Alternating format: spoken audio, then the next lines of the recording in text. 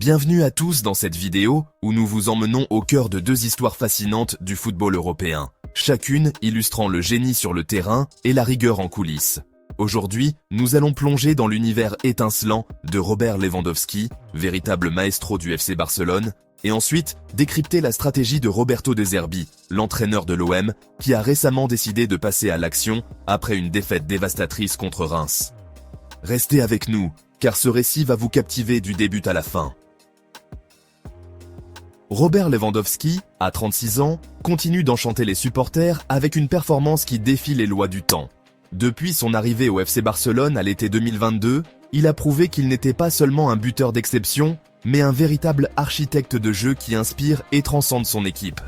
Imaginez un instant, un joueur qui, malgré les défis liés à l'âge, affiche une régularité et une intensité rares, capable de faire vibrer le camp nou à chaque rencontre. Dimanche dernier, lors d'un match intense contre Girona, son doublé décisif a permis aux Blaugrana de consolider leur position en tête du championnat, gardant ainsi l'avantage sur un Real Madrid toujours prêt à se battre pour le titre.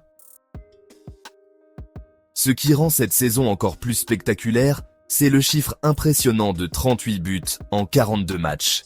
Ce ratio exceptionnel de 0,90 buts par match ne laisse aucun doute. Lewandowski est en train d'inscrire une nouvelle page de l'histoire du club.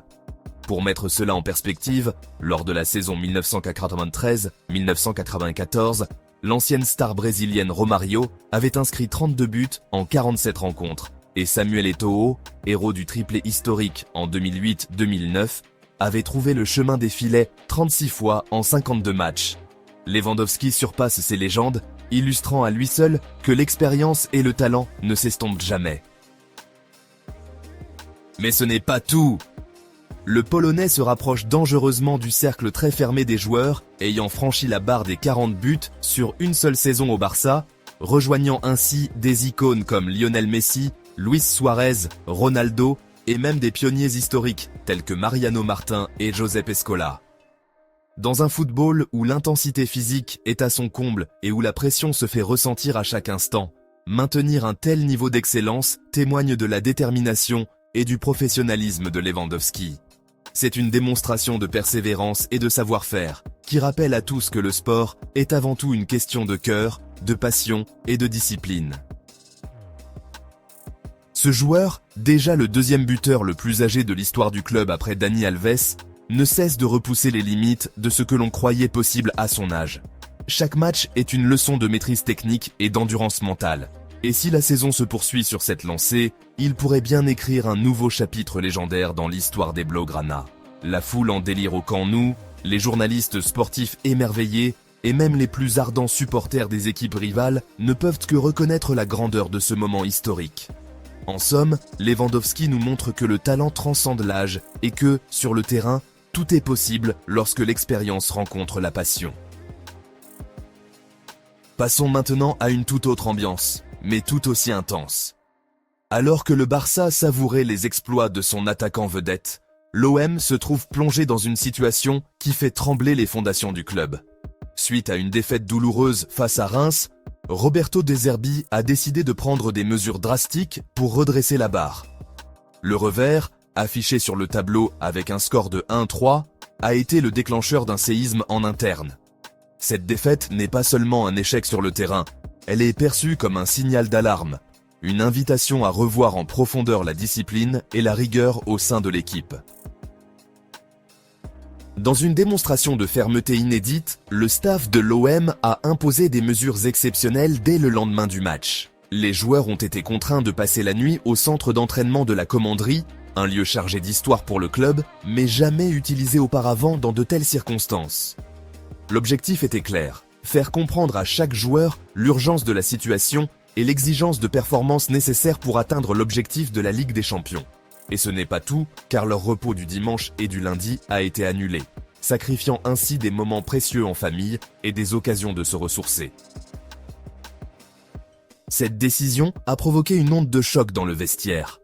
Imaginez l'émotion. Pour certains, le dimanche était le seul moment de répit après une semaine épuisante.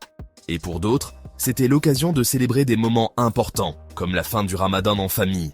Pourtant, face à la pression de la compétition européenne Et à la menace d'une élimination, Roberto De Zerbi n'a pas hésité à dire les choses franchement. Dans une déclaration qui a marqué les esprits, il a lancé « Moi, je ne vois jamais ma famille.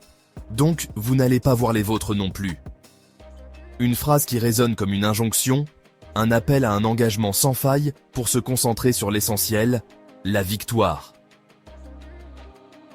Cette approche autoritaire divise les opinions. D'un côté, certains voient en cette méthode un moyen nécessaire de secouer le collectif et de raviver la flamme de la compétition. D'un autre, d'aucuns critiquent le manque de compassion et l'impact négatif sur le moral des joueurs. Dans les jours qui ont suivi, la tension s'est palpable au sein du vestiaire, et plusieurs cadres du club, dont Pablo Longoria et Mehdi Benatia, ont dû intervenir pour recadrer l'équipe. L'enjeu est de taille. Il s'agit non seulement de rétablir l'ordre, mais aussi de raviver l'esprit combatif des Olympiens, afin de se remettre sur la voie de la qualification en Ligue des Champions. Au-delà des conséquences immédiates, cette stratégie pose une question cruciale sur l'équilibre entre la discipline et l'humanisme dans le management sportif. Dans un environnement où la pression est omniprésente, les joueurs doivent être capables de se dépasser, mais ils ont aussi besoin d'un certain soutien pour préserver leur bien-être.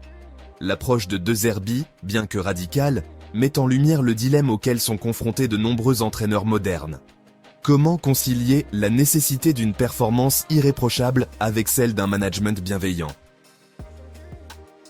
Certains experts estiment que cette méthode, bien que choquante, pourrait être le catalyseur d'un renouveau au sein de l'OM.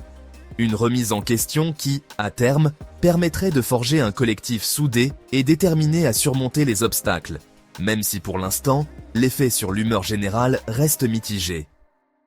D'autres, en revanche, craignent que ces décisions n'entraînent une fracture irréversible entre le staff technique et les joueurs, rendant la tâche de retrouver l'harmonie encore plus ardue.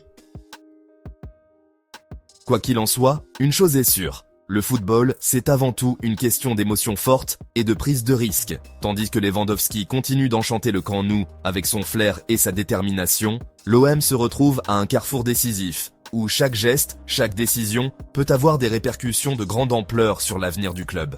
La saison est encore longue, et le chemin vers la réussite est semé d'embûches. Mais c'est précisément dans ces moments de tension que se révèle le véritable caractère des équipes et de leurs leaders.